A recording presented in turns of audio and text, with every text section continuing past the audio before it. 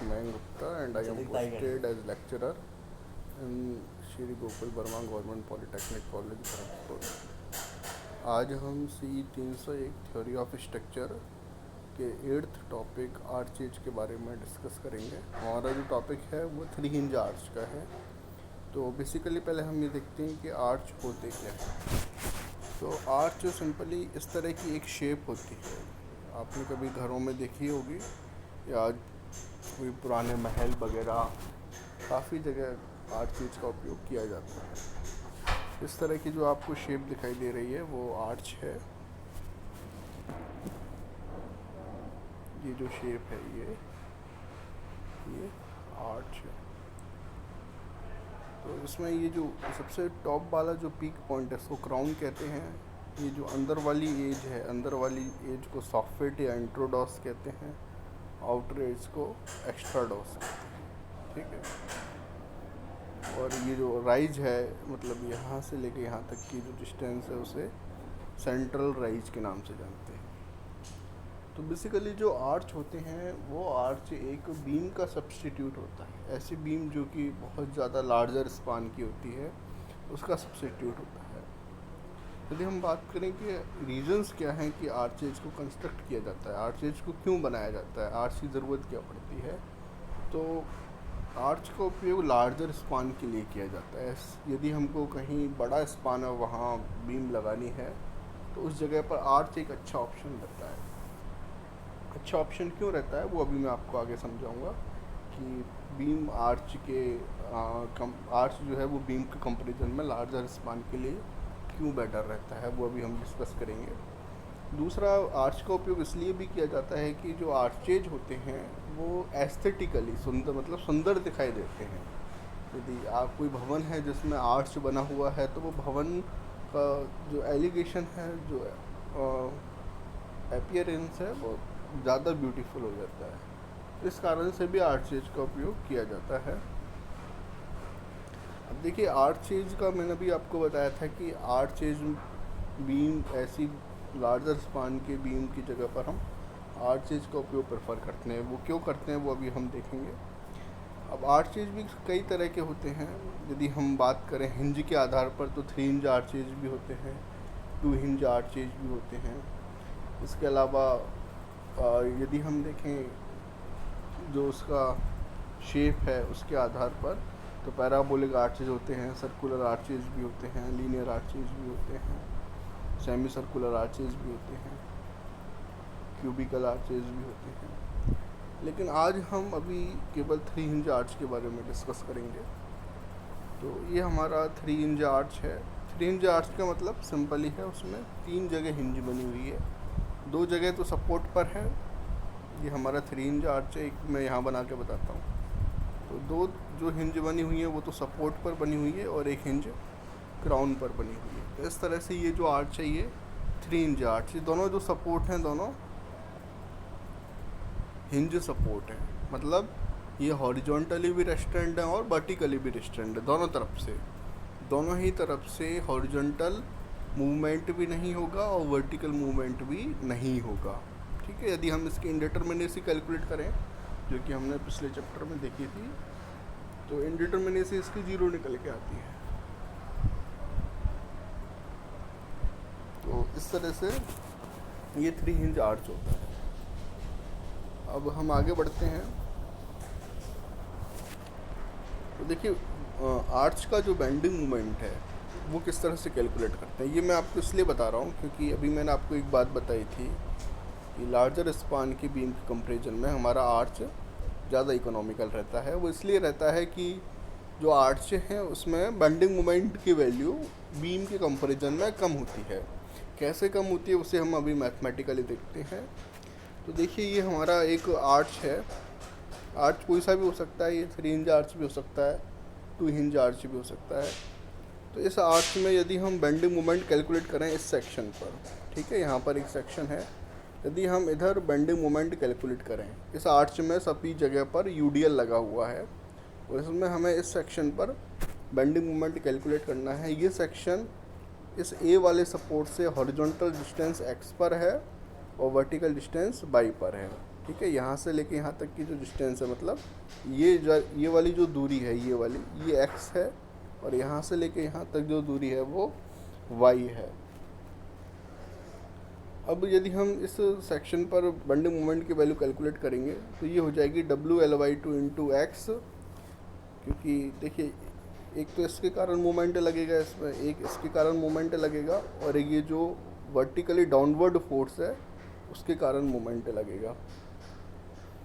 तो जो vertically upward force है जो आ रहे है WLY2, उसके कारण जो फोर्स लगेगा वो लगेगा WLY2 इंटू एक्स, और जो ऊपर वाला है वो नीचे की तरफ लगेगा, तो उसका जो मोमेंट आएगा वो अपोजिट डायरेक्शन में आएगा, एंटी क्लॉकवाइज डायरेक्शन में, तो वो होगा -WX²/2, और हॉरिजॉन्टल डायरेक्शन के कारण जो मोमेंट आएगा वो भी एंटी क्लॉकवाइज डायरेक्शन में आएगा, वो होगा H इंटू वाई।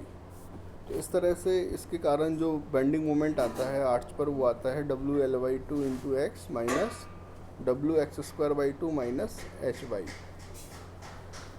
अब यदि हम इस आर्च की जगह पर इतने ही स्पान की यदि कोई बीम लगाते हैं, तो उसमें देखते हैं कि हम इतनी ही दूरी पर x डिस्टेंस पर बेंडिंग मोमेंट की वैल्यू क्या होती है। तो यहाँ पर हमने ये बीम इसमें लगा दी है। तो इस बीम में यदि हम देखें, अब इसमें x दूरी पर बेंडिंग मोमेंट की वैल्यू कितनी है, यहाँ से x दूरी पर, तो वो है WLY2 into x minus WX²/2। अब इन दोनों वैल्यूज़ को यदि हम कंपेयर करें, जो आर्च के केस में बेंडिंग मोमेंट की वैल्यू आई है और जो सिंपली सपोर्टेड बीम के केस में जो बेंडिंग मोमेंट की वैल्यू आई है, तो उनमें इतना सा अंतर है कि जो आर्च के कारण बेंडिंग मोमेंट की वैल्यू आई है उसको कैलकुलेट करने के लिए हमें सिंपली सपोर्ट वाले बेंडिंग मोमेंट की वैल्यू में -HY और करना पड़ेगा। मतलब जो आर्च के कारण बेंडिंग मोमेंट है वो सिंपली सपोर्ट के कारण बेंडिंग मोमेंट से -HY कम है। तो bending moment arch is equal to bending moment simply support minus H into y. तो इसमें हम ये देख सकते हैं कि जो आर्चेज है उसमें बेंडिंग मोमेंट की वैल्यू सिंपली सपोर्ट बीम के कंपैरिजन में कम आ रही है। तो इस कारण से बेंडिंग जो आर्चेज हैं वो लार्जर स्पान वाली बीम के कंपैरिजन में ज़्यादा इकोनॉमिकल रहते हैं, क्योंकि इसमें बेंडिंग मोमेंट की वैल्यू कम हो जाती है।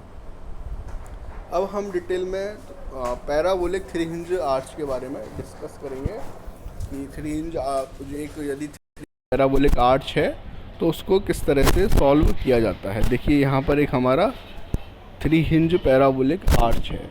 तो सबसे पहले तो ये समझिए कि ये जो इसकी शेप है पैराबोलिक शेप, उसकी एक इक्वेशन है। उस parabolic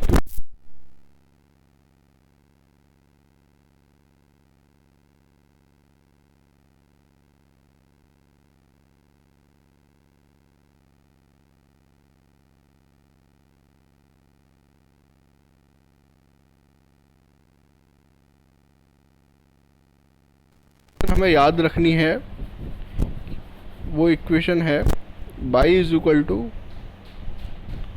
4HX upon L square into x minus into x into L minus के एक्स। ये इक्वेशन हमें याद रखनी है। y is equal to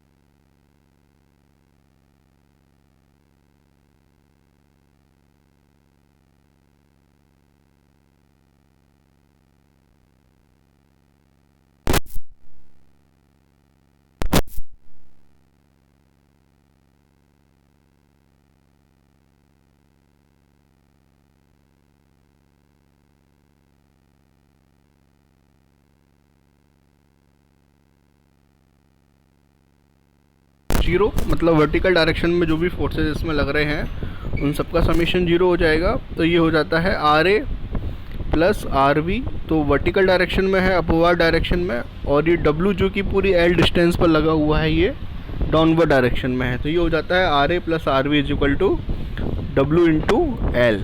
next हम क्या करेंगे, किसी भी एक सपोर्ट के अबाउट इस पूरे स्ट्रक्चर, तो ये हो जाएगा। अब हम इसमें क्या कर रहे हैं कि इस ए सपोर्ट के अबाउट इस पूरे स्ट्रक्चर में जितने भी फोर्सेस लग रहे हैं उन सभी का मोमेंट कैलकुलेट करके उसकी वैल्यू जीरो करेंगे। तो ये वैल्यू हो जाती है summation of M is equal to zero. तो ये है डब्ल्यू। अब देखिए इसमें एक फोर्स जो लग रहा है हमारा आर वी, अब देखिए इसमें एक तो ये इसके अबाउट यदि हम मोमेंट जीरो करेंगे तो आर ए, एच ए और एच बी इन तीनों का मोमेंट तो